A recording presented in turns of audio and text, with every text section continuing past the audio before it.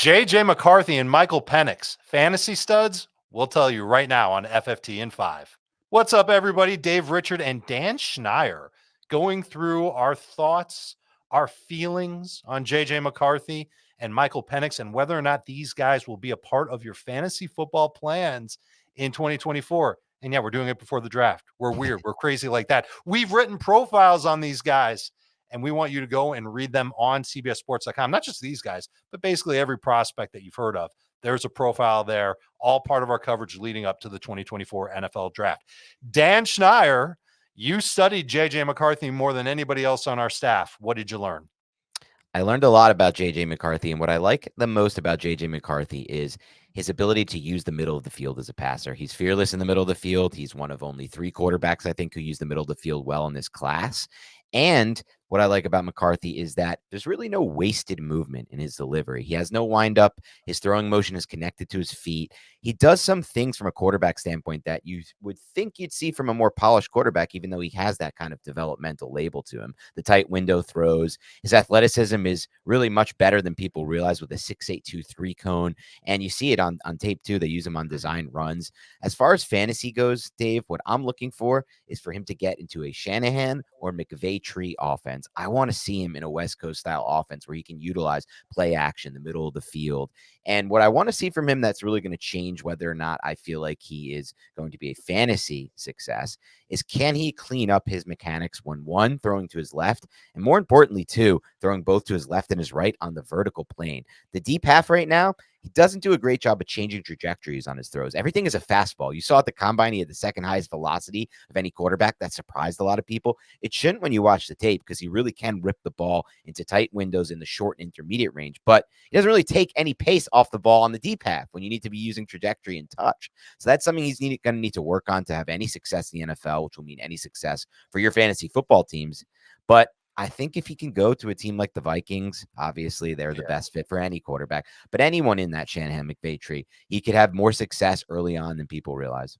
Let me give you a kind of a high, a medium, and a low as far as fantasy fits. Minnesota's the high. We'd love for him to go there. I think the low would be Denver. Maybe we wouldn't like that, or maybe New England. You can kind of put them in the same boat. I know that with Sean Payton, he kind of fits that offense well, but not necessarily would be something that we would love in fantasy. What if he went to Las Vegas? Crazy scenario. He goes to Vegas. He's the Raiders starting quarterback. Would you view him closer to the Minnesota range or to the Denver, New England range? Unfortunately, closer to the Denver, New England range, because while I do think it's a great fit for the team because he can run a lot of play action and be a run-heavy offense, I think Antonio Pierce is running a run-heavy offense. I know Kevin O'Connell in Minnesota is giving me a pass-heavy offense, so I don't really want my quarterback to step into a run-heavy offense.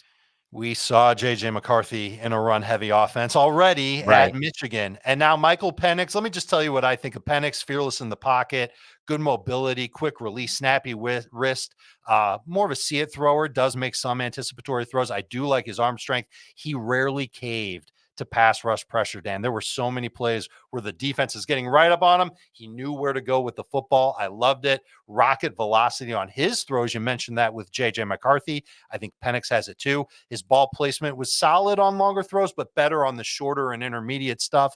That's a little bit of a concern between his footwork, his decision-making, his throwing motion. Sometimes he was a little bit late. There's some inconsistencies with those things. So that makes me a little bit nervous about Penix, who, by the way, 24 years old, has been playing college football for a long, long time. You'd think that he'd be able to refine those things by now. Little difficult to digest that maybe he hasn't yet. And that's something that kind of worries me a little bit as Penix as he transitions to being an NFL pro. And of course, you have to bring up his injuries. He's torn his ACL twice. He's had 2 shoulder injuries, but he's played football the last 2 years in Washington. And apparently he got great reviews from doctors at the combine, and everybody says that his body's ready, and maybe those concerns aren't as bad as it seems like they would be when you hear 2 torn ACLs, 2 shoulder injuries that kept him out. So with Penix, landing spot, it's the exact same thing with McCarthy. In fact, I could say almost the exact same thing. The difference is McCarthy's younger. McCarthy could be a bigger threat as he runs the football. And I think McCarthy probably has a little bit more upside, both short-term and long-term, than Michael Penix. I'm with you on that, Dave. All right, that's what we have today, FFT and 5. These are the 2 quarterbacks. Landing spot's important for them. I think I'll close here, though, Dave, before we get out. Would either of these 2 quarterbacks Penix or McCarthy be on your redraft radar? No matter, like, is there any fit that can put them on your redraft radar for 2024? That was my Vikings horn. Yeah, Listen, if you have to consider either of them if they make it to Minnesota. And right. I think that they're probably the plan B and plan C for the Vikings, maybe plan C and plan D for the Vikings. But they need a quarterback bad. They can't go into the season with Sam Darnold as their planned 17 game starter. I think McCarthy and Penix could take over sooner than later over Sam Darnold there. And I think both would be interesting. If they go to Minnesota and they end up being the starter, named the starter before the season starts, I'm going to throw a late round dart at those guys just to see Ooh, what I they like do it. at the beginning of the season. What's the worst thing that can happen, Dan? I cut them and I go find somebody else off the waiver wire. That's what I love about those disposable late round picks. I'll throw it back to you. Dynasty leagues. If Sure. they've got, let's take away the Minnesota landing spot because that's obviously the best one.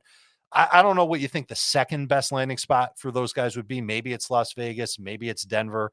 But let's say they go to the second one. Where would you rank them as far as dynasty goes? That's when it gets tricky for me. Super flex, let's go with that because for one QB, they'd be way down my board. For super flex, McCarthy, I could see a scenario where I push him into round one. Penix for me is not going to make it there. I'm not high on Penix projection to the NFL personally, but McCarthy I can see it because there's upside for me with McCarthy given his age and some of the traits I like. It was good to add that little fantasy talk at the end of these two. They're going to be fascinating to talk about after the NFL draft.